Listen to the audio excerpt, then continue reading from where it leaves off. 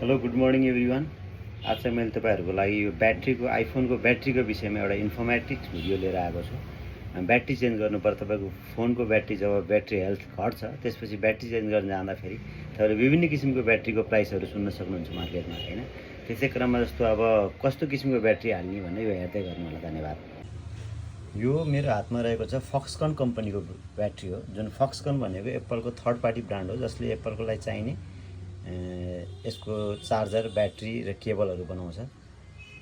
यो चाहिँ फक्सकनको ब्रान्डको ब्याट्री हो जसमा चाहिँ तपाईँको यसमा अटो कन्फिगुरेसन चाहिँ हुँदैन। यो ब्याट्री लगाउनु भयो भने तपाईँको ब्याट्री चाहिँ के हुन्छ त अनभेरिफाइड देखाउँछ। त्यसै गरी अर्को हुन्छ डिकोडिङ ब्याट्री, यानि कि जस्तो यो ब्याट्री चाहिँ मसँग एउटा यो चाहिँ डिकोड ब्याट्री।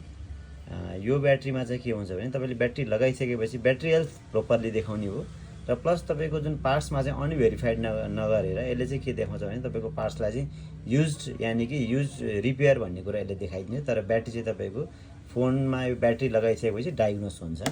त्यसै गरी अर्को ब्याट्री रहेको छ यो चाहिँ तपाईँको सेट रिमुभ ब्याट्री पनि भन्छ। यो ब्याट्री चाहिँ तपाईँको जुन सेट लक फोनहरूबाट निकालिएको चाइनाबाट निकालिएको ब्याट्रीहरू पनि पाइन्छ।